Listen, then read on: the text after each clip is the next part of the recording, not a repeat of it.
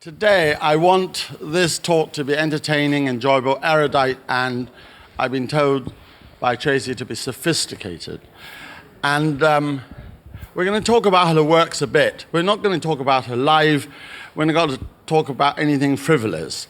We're going to concentrate on the mind of this woman sitting between us as to how she gets her inspiration and translating it on paper and presenting it to the world. Now, I don't know whether you know today is a very special day. Does anybody know why today is a special day, especially in Japan? It's the official Blossom Day, Cherry Blossom Day, which means it's the first day of April. Now, when I wrote this article on Tracey, at the end, I just felt that she related to a lot of T.S. Eliot. I don't know why, but it was just right. And I wrote at the end of the piece, quoting Prufrock. It just sounded like a sort of Tracey Emin. Let us go then, you and I, when the evening is spread out against the sky, like a patient etherized upon a table. Let us go through certain half-deserted streets, the muttering retreats of restless nights in one-night cheap hotels and sawdust restaurants with oyster shells, streets that follow like a tedious argument of insidious intent to lead you to an overwhelming question. Oh, do not ask, what is it? Let us go and make our visit. In the room, the women came and go, talking of Michelangelo. Sawdust, invidious arguments, all that conjure up somehow an image. And I'm looking at this, and of course, T.S. Eliot also wrote The Wasteland, and today is the first day of spring, and of course, his first line in The Wasteland is, "This is the cruelest month," like Chaucer. And why should spring be the cruelest month of the year? Because it's supposed to be bright. And the point is that actually, because it is the climax, everything goes downwards. So it is a cruel month in the sense that we have a full sense of inspiration and a positivity. And somehow I feel, this is my interpretation, so we got to allow Tracey to, sorry, my phone is barking. He's barking. Sorry, yeah. Sorry. Still done with great sophistication, David. We've not lost that edge. So that's my interpretation, and it's essential for you all also to make of what you see in Tracey's work. But I see in Tracey's work this dichotomy of positivism and negativism is sort of like spring, and then it sort of goes into a sort of decline. There's a great deal of positive energy out of Tracey's work, and then we think of her bed, which is completely decrepit and unmade and dirty and so forth. So I relate very much her works to T.S. Eliot, not only, and in particular in The Wasteland, and particularly today. So that's the starting point I have, and I put it across to you, and I'm going to ask Tracey now what she thinks, and if there is anything that she can relate to what I've just said, and then I'm going to ask Tim to give his interpretation, and then we want to hear your interpretation, because the great thing about art is that it is open to interpretation, and it affects everybody. Even like a perfume, people think that a perfume smells the same on its own, but it doesn't. The moment it sprays onto your skin, it smells differently. And that's what art is so great, is that it affects different people in different ways, but it evokes the kind of imagination that drives the world. So, Tracey, do you relate yourself to this idea of spring, bright, and then descending into something a bit darker? Oh, crap, he's actually thrown me there. I told him he had to keep it serious, but now it's actually too serious because the seasonal thing, yeah, everybody feels that spring is like optimism and happiness, but I always feel really, really sad in the spring because spring is a time when all your emotions are even more heightened, even more excited. Like love, for example. To me, everywhere is love. All the flowers, the birds, everything is blossoming. Everything looks more beautiful than ever. The light is coming through. But I'm still the same. I still have a sameness within me. There is always like a kind of melancholia which I carry around, and I'm always trying to fight to come out of it. And in the spring, I think it's even harder because everything appears to be of happiness. And my favourite time of the year is in the late autumn when the mornings become really, really dark. And I wake up at about 5 o'clock in the morning, and I have like 3 hours of darkness before it becomes light. My saddest moment is when it's light and it becomes dark, if that makes sense. And when I have my most ideas, when I'm thinking, is always in the morning, in the darkness, and I like to be cozy and I like to be cocooned. So when the spring comes, I feel exposed and I feel vulnerable. Yes, not 3 hours, because usually twilight and sunrise is about half an hour. Yesterday was 5:31 and sunrise was 6:21, and usually that's the pattern. So you don't have to sleep for 3 hours in the dark. Just get up at twilight. And that's what I like to do sometimes, because when you get up at twilight, you set your alarm clock 10 minutes before, you get up at twilight, and then you go on. We have to talk about my work, David. Yeah, all right, okay. Really? Honestly, we really do have to do this. We have to. Tim. It is great hearing about David's morning habits, though. The Eliot thing is a really interesting analogy in so many ways. You know, a poet who makes his reputation and name as a relatively young man with one work, but actually who sustains the output throughout his career. I mean, the 4 quartets are unbelievable, and there might be something we can explore there, Tracey, as you hit the middle period of your career. But the relationship between poetry and painting is an interesting one in your work, and between words and image. I want to go deep into painting, if that's all right, because you trained as a painter, and this exhibition has surprised a lot of people I've spoken to who haven't seen that much of your painting. It doesn't surprise me, but do you feel now that this is a significant moment in your evolution as an artist because of this perceived return to painting, or do you not see your career in that evolutionary way? It's never as systematic as that when you're actually doing it. I actually see this as probably the biggest moment of my career. Not an evolution or a change, but an absolute division. And I think when I'm 80 and people say to me, what was the most pivotal moment in your career? I won't say the Venice Biennale, or I won't say this, or I won't say that. I'll say my exhibition in Hong Kong was the big moment of my career, because I've actually come out as an artist of who I really am and the painting, and it's something which now it's not like I want to be known as a painter, but I'm definitely going to be remembered as being an artist that was really emotional, that used my hands. And I think in the past, people have always put me into a category of using mixed media, being, using conceptual ideas, playing around with things. But now I think I'm really onto this complete road of trying to, I keep saying about cracking a code.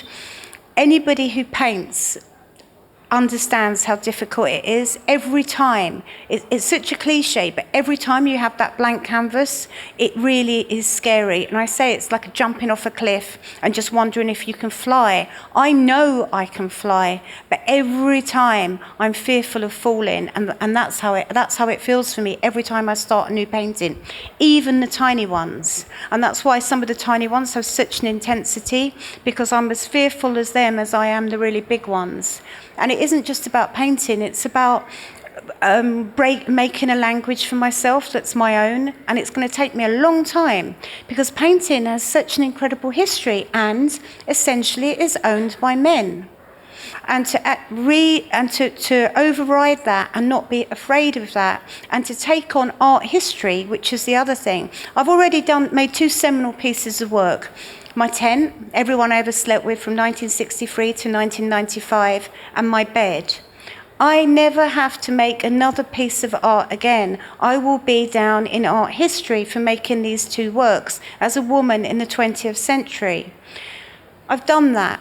Now I'm free to just go on this really myopic, kind of focused journey into myself and into my soul, and that's what I'm doing at the moment. That's what I'm going to be doing for the next 30 years. That's very interesting, because I often talk to artists about the tyranny of early reputation. In other words, when one makes one's reputation with a certain body of work or bodies of work, there's a public perception, or there's a public demand or appetite to see elements of that repeated. And a lot of artists candidly admit that they feel that pressure. Now, you may feel that pressure. It'd be good to hear whether you do or not. But you've put it very clearly that having established yourself through various works, actually you're now liberated to get on in the second half of your career and do what you want to do. Is that right, or too simplistic? No, but I've always done what I want to do. That's true, actually. But I didn't know what I was doing. That's the difference. And okay, so now you do. Now, I still want to carry on with the painting. I want to go deeper into that, but I just want clarity. You're not saying, are you, that the other aspects of your work, the filmmaking, the neons, the embroidery, the sculptures, they're not stopping. It's just painting has now moved more central again, and perhaps it seems to be the path ahead. Is that right? Yeah, well, I'm very lucky that I work in lots of different media. And, one day I can do this, the next day I can do that. And so when I'm making a show, at the beginning, I'm just making work, and I'm not really trying to put it all together. And then after a few months, the title of the show comes into my mind, and then I start working with that subject and with the title. So it's like writing a thesis, but with visual imagery. And so I have to, I have to have a beginning, I have to have a middle, I have to have an end. It has to crescendo, it has to have some rhythm to it, like any piece of writing. So I actually curate my shows as if I was writing a story, for example. And I start looking to see what's missing within the work, missing for the story, for the visual story. And so that's how I build up. And I have a dialogue with myself, and that's how I build a show up, for example. But I don't know, sometimes I just can't paint. Everything I paint is terrible. Sometimes I can't draw. Sometimes I can't write because my handwriting's awful. There is no way I'm going to be making neons in a day when my handwriting's bad, because they're going to look bad. Or I'm not going to enjoy it, or I'm not going to feel for it.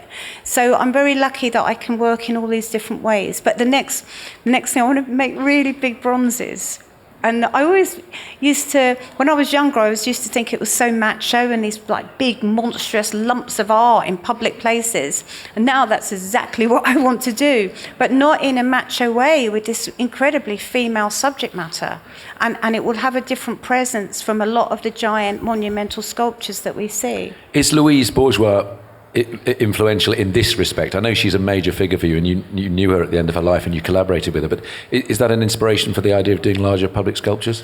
No, because Louise really impresses me, the way she goes from really big to really small, and I just couldn't get my head around it. And the reason why I couldn't get my head around how she did it, because she spent like 90 years, 97 all her life doing it. That's why she was so good at it. I've only just started doing it, and I think it's going to take me, at the moment, reasonably if I could get one large sculpture done within the next year, I will feel so good. If I can be polite in French, learn enough French in the next year to be able to have a mini conversation, I will feel so good. If I can canter on a horse over the next year, I will feel so good with myself. There are all these things that I want to do in life, but we never usually have the conviction or the time to do them when we get older. And it's exactly the same with art, being an artist. Most artists just stick to what they know and what they can do. I can't do that. I'd rather die than do that. Part of me would die anyway if I didn't do that. And it's the same with making art. If I don't make work, I become physically and mentally ill. I can't live. My life isn't worth living without creating and without making art. And this goes back to what David was saying with the T.S. Eliot, with these emotions, with these convictions, with the spring and with the winter and with the summer. My art for me is like a kind of, not a roller coaster, but it's in me. I don't make art and put it on a wall. It's part of me. It's the nature within me that I feel.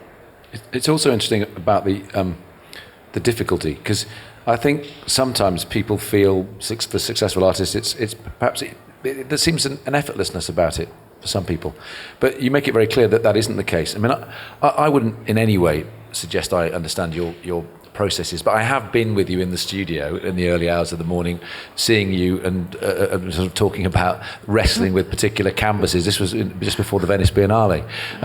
But I was really curious to read the interview you've just done with Carl Friedman about the new paintings where photographic sources are now much more explicit and you're using photography. You mentioned not the fear of the blank canvas, but sometimes the terror of that. Do you have ways of starting paintings, or does it just depend on particular moments in your life as to how you actually confront that blank canvas? If I'm in a state of euphoria and really excited and really happy, I can start a painting in a fantastic way. It takes me. The painting takes over. It explodes. It's like some kind of sexual energy. It's just like, for me, doing a good painting is better than... I've had some really good sex in my life, but doing a good painting and having that thing come out of me, it is so fantastic. And that's what drives me, and that's what makes me feel good. When I'm sitting there with the brush and I'm painting a bit of blue here and it's not working, I'm changing this bit there, the whole thing is just excruciatingly painful. It's like being in the worst relationship in the world and arguing the whole time and wanting to give up. And sometimes when I'm in my studio, I'll paint and I really ruin something. It's awful. And I lay down on the sofa and I cry. I lay there and I just think, I am so useless. I can't do this. This is so terrible.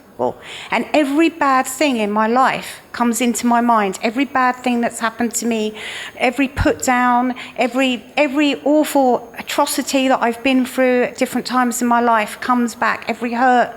And I just think, I've got to do something with that painting, otherwise I can't live with this feeling. And I get up and I will paint out even every good bit of that painting. I'll get rid of all of it to save myself, and then I have to start all over again. And that often is what life is like. So the painting, it isn't just about making a painting, it's about climbing inside that painting and feeling it and being part of it. When I was young, I had an abortion that went really badly wrong. It didn't work. So I had a dead baby inside me. And when I came out of this experience, I stopped making art. I stopped for 2 years. I couldn't make art because I understood something which I didn't understand before about the essence of where things come from, the true meaning of life. And I'm not talking about pro-life, I'm not talking about children, I'm talking about something I never understood before. And I promised that I would never paint until I got over that feeling. And I think even though I have been painting over the last 10 or 12 years, I never had the confidence to show the work because I still had this thing that I had to understand about the essence of creativity and the art and where it all came from. And it had to balance up with that emotion that I felt when I was younger. And it has now that I'm older and I can look back and feel better and understand. And I think also my success, which is pretty good, has really helped me override a lot of the negative feelings that I had when I was younger and make me, I go around pinching myself thinking how lucky I am, but I also understand how hard I've worked. And I don't take anything for granted within terms of my talent or my creativity anymore. When I was younger, it was what I'm trying to explain, I just did it. I didn't understand how special it was. And now that I understand what I have, I don't want to abuse it or ruin it. And it's like being powerful. It's like understanding something, understanding science, splitting an atom for the first time. Every time I create something that I love, I understand that I've made something for me. And that's, I mean, it sounds really over romantic, but it's just a really wonderful feeling. And anyone who's an artist will understand that, or should understand that. There's a really interesting paradox there, not in what you said in the work, but in the implications, because painting is seen as the most direct medium for many people because it's the most visceral thing. It's, you know, the artist as directly as possible with this stuff, this magical stuff sometimes. But you and Carl in your catalogue interview, the point emerges that actually there was a period in your early career where the need to express various aspects of your life, pain, trauma, as well as joy, sensuality, and so on, they needed to be so directly communicated that writing, that installation, that sculpture, that performance, they were the better ways of that's maybe not the right word, but anyway, they were the ways of communicating directly, and it was only after that you could return to painting. Is that right? Have I interpreted it right? Yeah, I think so. I think when I was younger, I wanted to get the message across as quickly and efficiently as possible. And now that I'm older and I've got less time, I realise, first of all, I've already got the message across. And secondly, now I have the next 30 years to get the message across exactly how I want it to be seen and interpreted. And I said, what I love about the show in Hong Kong, after I'd hung it, I said, wow, I can't believe it. It looks exactly like the kind of artist I've always wanted to be. So I'm still looking at myself from the outside. I still can't really believe what's happening. And I'm lucky because of that, because I don't take it for granted. I really don't anymore. And I really wish I don't know what I was doing when I was younger. What was I doing? Forging an international reputation, I think. It's really interesting, you having that out-of-body experience when you see your art, because you are so central to your art in a way that most other artists are not. I mean, it all stems from you. It's seen as a form of self-portraiture. You said recently it is a form of self-portraiture, but it's something deeper than that. So, in a sense, you're not controlling aspects of yourself that are revealed. This isn't a form of emotional catharsis. It's not therapy in that sense. You're tapping into deep aspects of yourself, but you're not aware all the time of doing that. Now, I think when I was younger, everything was cathartic. Everything. I used to say, you know, why go to a psychoanalyst when you can just do an interview with a newspaper or magazine? You know, I was very open about everything.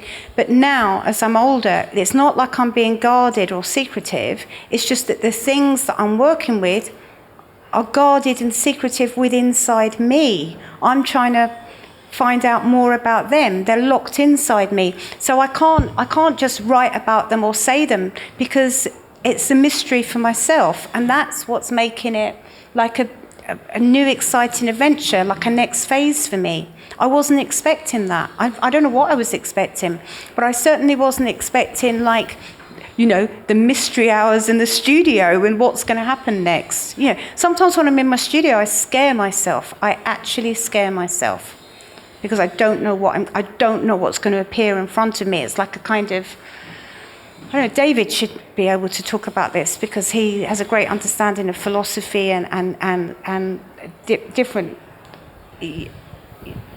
Well, we talked about the process by which you've come to create your paintings and your works. I'm much more interested, well, at least today, on the finished product, and then the interpretation of it by yourself. You mentioned just now that you wanted the kind of interpretations that you want of your paintings. So I'm curious, for example, if we took any of these, one of these images that will come up in a minute, you might tell us what you think, and it would be very interesting for us to go around and find out what other people think, because people who have not met you before or might not have known the sort of agony or process by which you've come to completing your works will simply interact with your work. So I'm much more interested in not the time before your completed work, but the time after your completed works, because that is going to be your legacy. No doubt people will go and delve into the process by which you have come to that. But at the end of the day, when you are dead, everything that people will feel about you will overwhelmingly come from the works you leave behind. So I like to hear how, would you be upset if people gave a completely crazy interpretation of your works, or would you actually be delighted that in fact your work can evoke so many different kind of interpretations? And when you do a work, let's say in an imagined situation of somebody looking at it in a gallery and you're standing behind, would you be tempted to go and whisper in the ear, by the way, that is that and that is that? Or would you be much more interested to say afterwards, what do you think of it? I'll tell you why I'm laughing. Because we're at an art fair. Okay, we're at Art Basel, Hong Kong. And do you know what I really love doing? I like going around to my galleries that are here, and I like to stand and look at my work with the people in front of me talking about my work. And I eavesdrop and I listen to what they're saying. And if I don't like what they're saying, I just peer in and I go, actually, you're wrong. And the reason why I can say that is because I'm alive. But of course, everyone's free to their own interpretation. And I'm such a control freak about the way my work's hung, about the way my work looks, the way it's presented, the way people perceive it. And I always say that when I'm dead, and some museums hanging a show, I will be hovering around saying, no, you've hung that wrong, you can't put that, and pictures will be falling off of walls and things will be flying across, and the person writing the essay, their hand will suddenly start going like this, and they'll start writing words that they didn't know that they were thinking, and whatever. For me, yes, David, it's so important that even when I'm dead, people get it right. They get what I was trying to say. I have another 30 years to try and do that. That's what I'm working towards. I'm not talking so much about evaluation. I mean, I'm assuming already that there is value. I'm talking about interpretation. That's what I'm talking about, the interpretation. Yes, but I mean, is there only one interpretation in your mind? No, there's many different facets and interpretations. I'm okay with letting, the pendulum swing a little bit. But I still want to get it right. Is there any way in which we can stop one image? No, because I said we weren't allowed to do that. But there is no. But David, you must have. It's a myth that there is ever one fixed way of looking at any work of art. Yeah, I mean, what's interesting about this body of Tracey's work is the way that it deals with or uses history. I mean, Tracey's always looked at art history. I mean, people like Munch and others in the past. But recently she had a show in Vienna, the Albertina, a kind of conversation. At the Leopold. The Leopold. Sorry, the Leopold. A kind of conversation, if one can do that, with a dead artist, Egon Schiele. And I think that the way that artists converse anachronistically through history is interesting. So Egon Schiele, suddenly there are different facets of him and his art that you get by seeing it in conjunction with Tracey. And obviously there are different facets of Tracey Emin's work that you see when it's put next to Egon Schiele. And that's the kind of joy, I suppose, of those creative conversations. Tim, I did not say, you put your words into my mouth, that there is only a singular approach.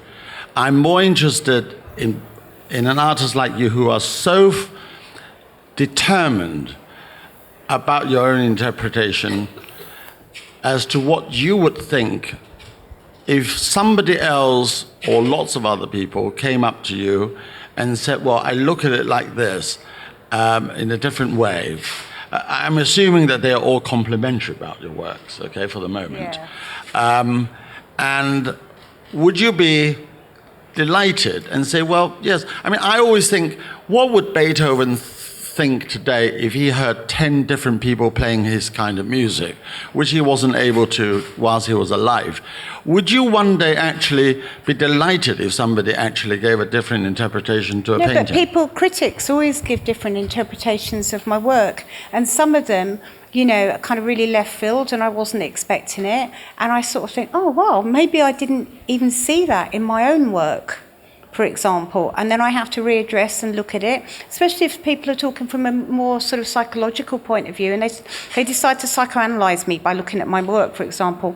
But the problem with me is that when not the criticism, but the interpretation usually isn't about my work, it's usually about me. And that does hurt me when people misinterpret me and then combine it with the work. That really, and as I get older, that upsets me more and more and more.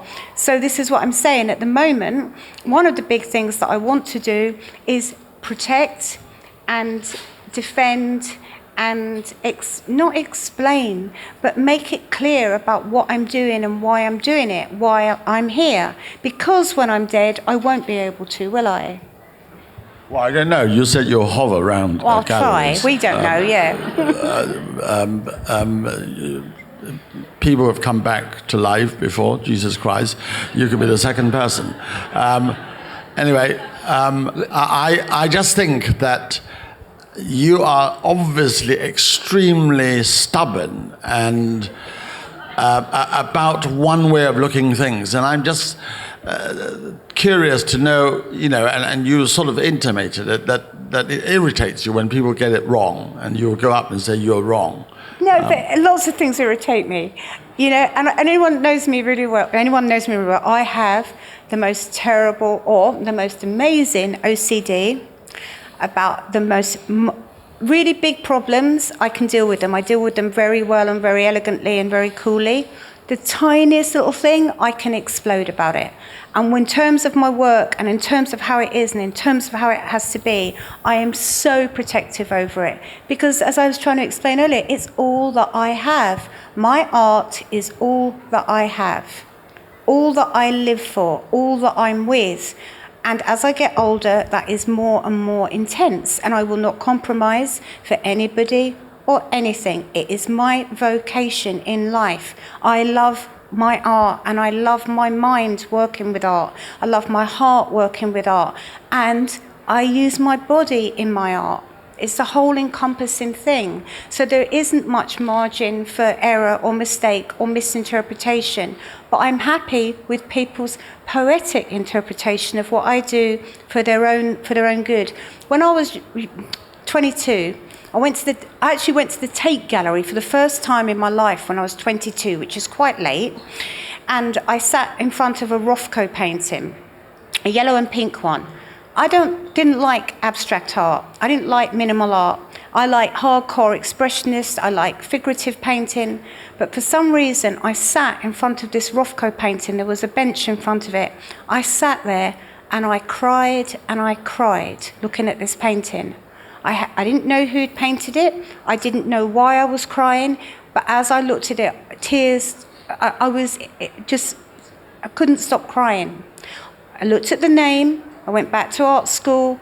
I read about Rothko and his life, the fact that he committed suicide, and his life was so sad. I felt that when I looked at that painting. It hit me. It made me stand still, and I felt that, knowing nothing about him. And what I'm saying about art should make people stand still, and art should make people feel something that they don't feel in the magazine shop, something they don't feel in the restaurant, something they don't feel, art should be like somewhere halfway between heaven and earth. And hell sometimes. Yeah, and hell, yeah, definitely. It should make you stop and make you stand still and make you reevaluate and think of every single moment. Everything should flash through your mind for a second. And if this just works in a tiny way, then the art has been a success. And that's what I'm working towards. And when I die, I want to go to sleep or whatever and think, I've done it, I've completed that, I've done something. It's a small thing, it's not a big thing.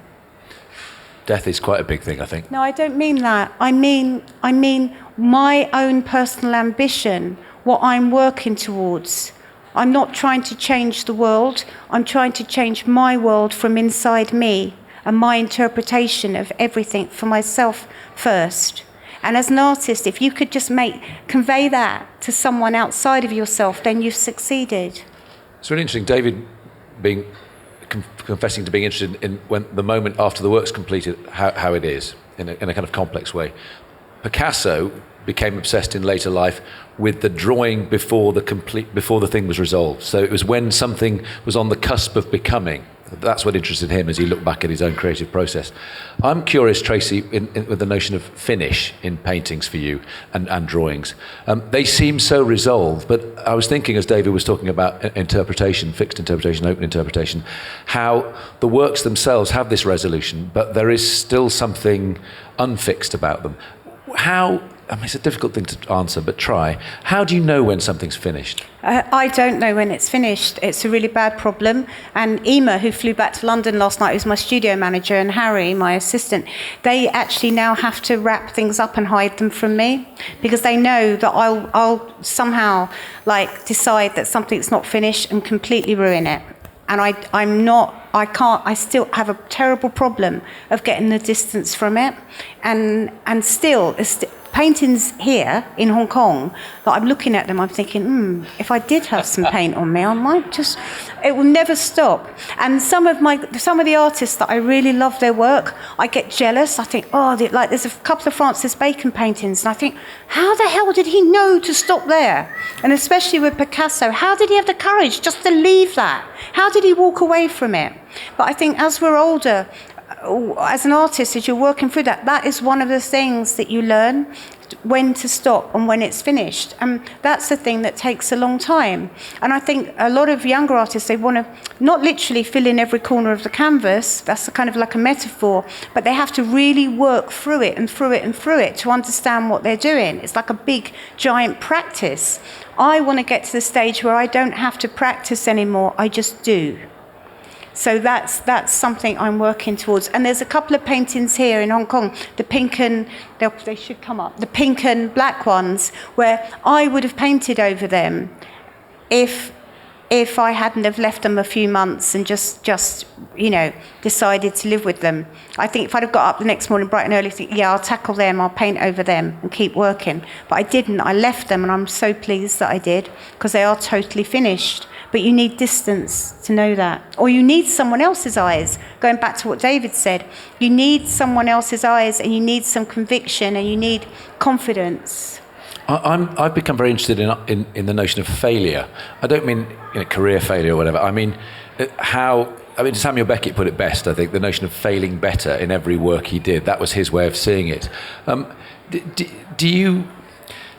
Do you have a sense of, I wasn't being that flippant actually when I said that was a big thing. I didn't mean death. I actually meant the idea that you have a sense of wanting to die having finished something. Do you have as clear a vision as possible for something so nebulous as what it is you're ultimately aspiring to? And is it ever possible to reach what it is you're ultimately aspiring to? Or is it about failing better in the end?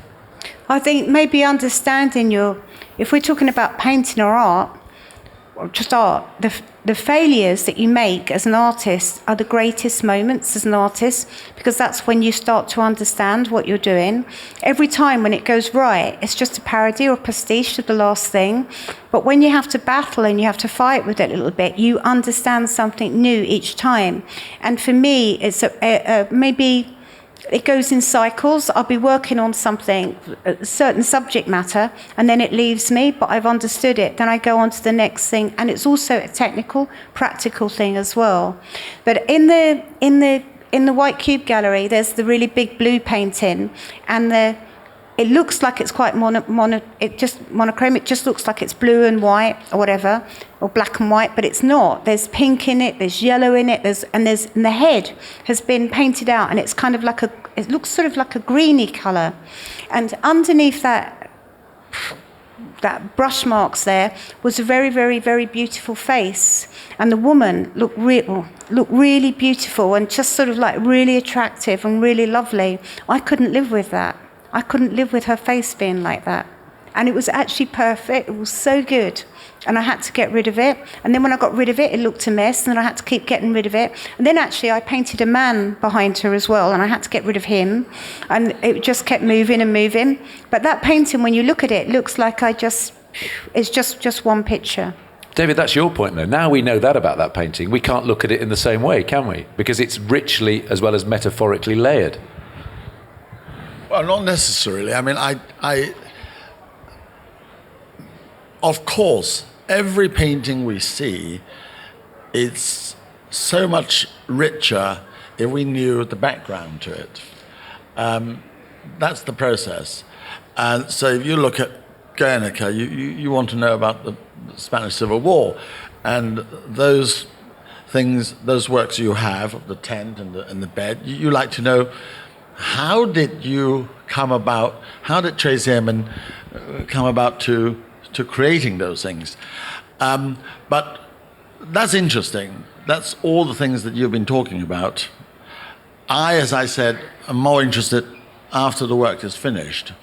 And let's say in a world in which people do not know anymore about Tracey Emin and how they react to the work, because there are hundreds of millions of people around the world looking at paintings and knowing nothing about the artist, and yet reacting very positively and emotionally to works.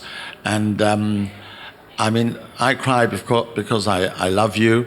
I mean, when you do those neons, what do people say to you? Do they say it's beautiful, or the words are beautiful, or how would you like people to react to those neons with some of the most beautiful words that you put together?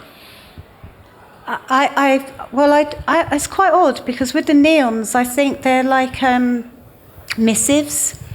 They're just like small messages sent out into the world. Love letters? Yeah, they're like, well, some of them aren't love letters. Tweets. Yeah, that's I don't tweet, but yeah. You tweet it before everybody neon else. tweets, yeah. With the neons, I think it's, I write a lot. I probably write about 1,000 words a day, every day. I write a lot of letters. I don't keep a diary. I used to keep a diary when I was young, but I stopped because I knew inevitably it means that someone's going to read it, or when I'll be dead, it'll be published, or it'll have some other value more than myself.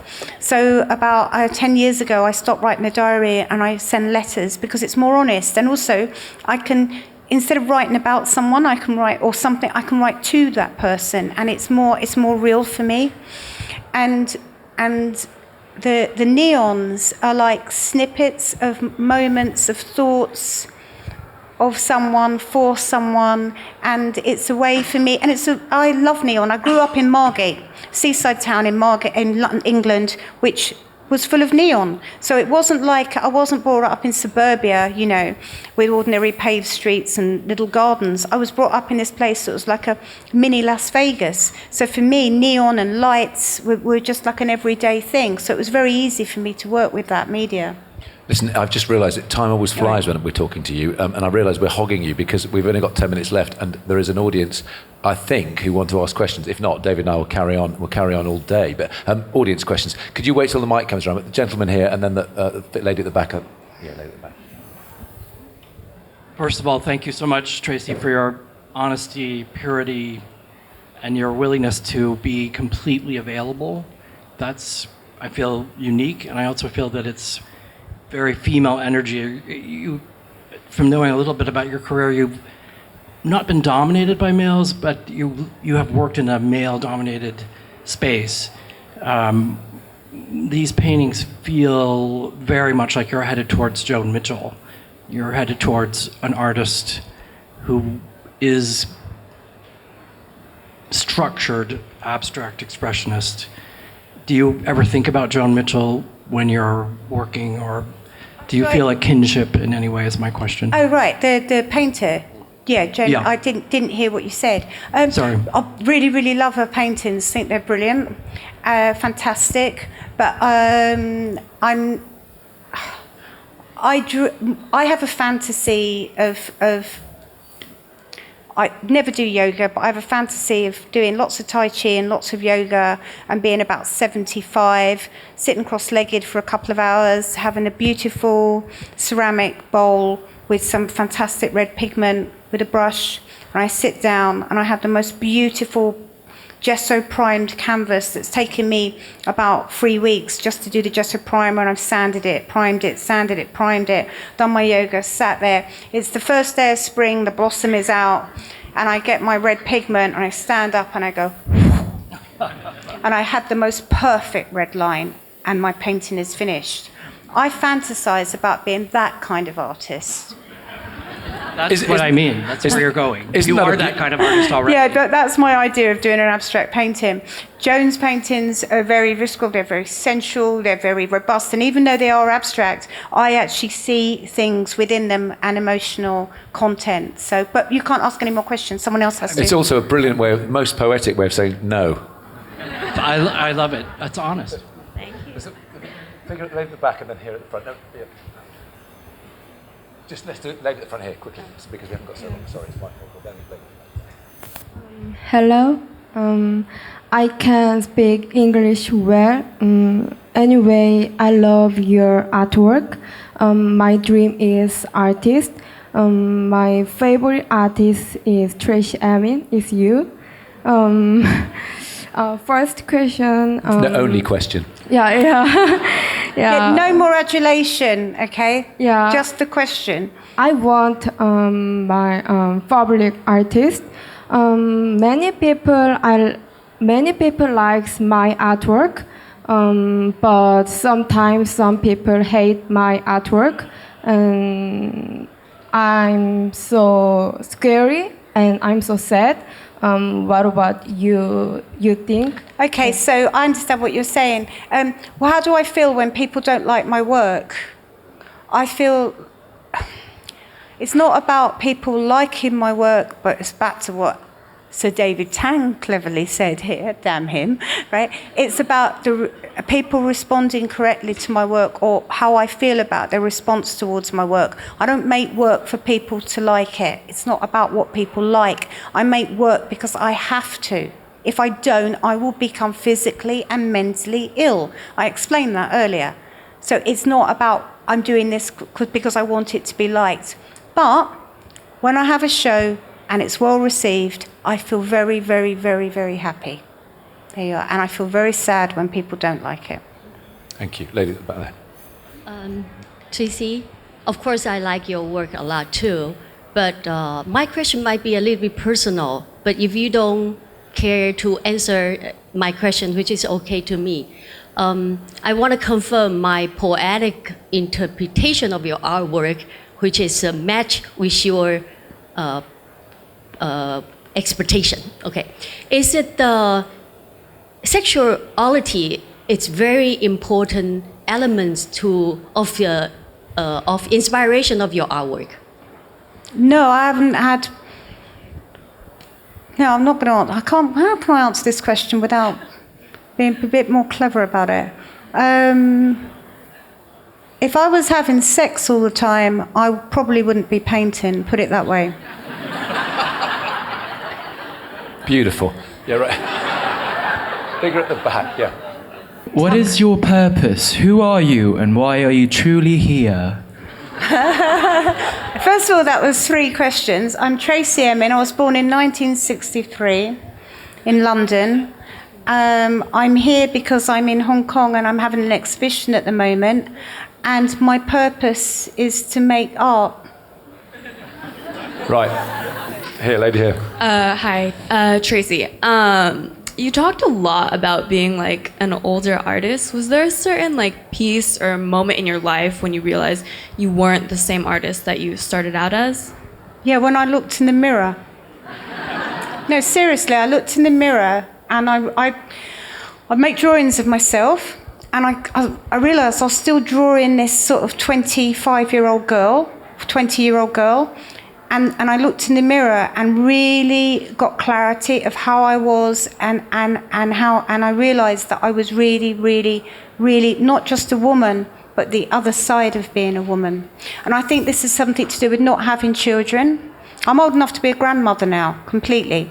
I don't have grandchildren, I don't have children. So suddenly I went from being a girl to an older woman really fast without realising. And it came as a bit of a shock to me. And so I suddenly woke up one day feeling much, much older. And it's the same as when I was a child. One moment I was a child, the next moment I was a woman. There was no youth in between for me. I just missed these stages of my life out. So if I talk about it a lot, it's because I've only just realised it. It's a shock. Yeah.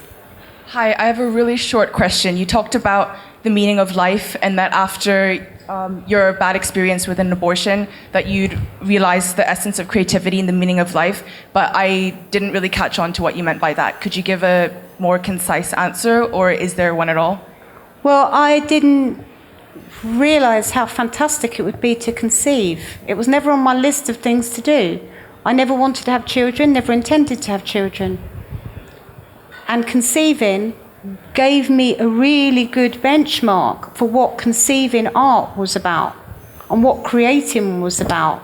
And I decided then that I had to have, for me, it had to feel the same. I couldn't justify, I never wanted to make pictures anymore. When I was younger, I made pictures. I went to Turkey, I painted donkeys, okay? I painted the mountains. I looked at something and I made a picture of it.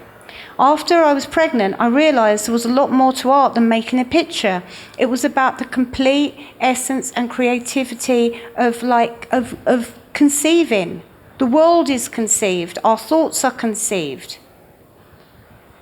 I was conceived, my soul, God knows if that was conceived. I believe in all of those things. I never knew I was going to literally feel it inside me. So now when I paint and when I make art, I have to feel it inside me, for real. Don't want to make a picture. Don't want to make something for you want to buy something, go and buy a sofa. Don't come and buy my art. Come and look at my art and feel it. It's a massive difference, and that's what I'm talking about. I'm talking about the real thing. First artist who seriously is engaged with the notion of the meaning of life at an art fair. I mean, true. The lady here. Hi, Tracey. I wonder if you could tell us a little bit about the nude, your work about the body and the self together, and the nude in the past and the nude now. What are your thoughts about that? So I think this is the last. So this is the last question. So the lady asked, could I explain about the nude in the past and how I feel about it now, and how the nude is used. First of all, it's not the nude; it's the body. The body is nature, and I've said this a few times, but I'll end on this. Some friends of mine who from the Basel Foundation, they had a Courbet show. And I went and sat on a panel discussion to talk about Courbet. And the next day, they were all going to Courbet's grotto and asked me if I'd like to go. But I couldn't go because I wanted to go back to England, and it was kind of like 6 hours away from Basel, talking about Basel. And then I was in my studio the next day, feeling really kind of, oh gosh, I'm a bit depressed, a bit low. I wish I was in France. If all these images that you keep seeing coming up, the nature is me in France. Wish I was in France. I wish I was in nature. And suddenly on my phone, I got all these images of Courbet's grotto, of these people at Courbet's grotto, and it was all green and mossy and sexy and sensual. And I thought, oh God, I wish I was there. And I text them back a picture of my studio and where I was, and I said, God, I wish I was in the nature with you all. I wish I was standing in that grotto, seeing what Courbet and feeling what Courbet was feeling. And then I suddenly went, and I realized I was in that grotto. I was that grotto. I was the nature. I couldn't be in the landscape. I couldn't be in the nature. I couldn't be with the grass or the trees or the caves or the mountains. But what I could be was with myself. I'm flesh, I'm blood, I'm water, I'm all of these structures which are completely nature. They come from exactly the same place as the rest of the world. That is why I use my body in my work. Not because I want to make an image of a beautiful body, or I want to do what men have done in history in the past. I want to connect the quickest way to nature, and the quickest way to nature is obviously through me. So that's what I'm doing. That's how I use the nude, as you said. Pollock said, I am nature, and it's been a very contentious remark. Tracey didn't say that, did she? It was nature came through her. It was a much more complicated and nuanced answer. On which note we must end. Can I thank you all for coming, but thank in particular David Tang, and above all, Tracey Emin. Thank you.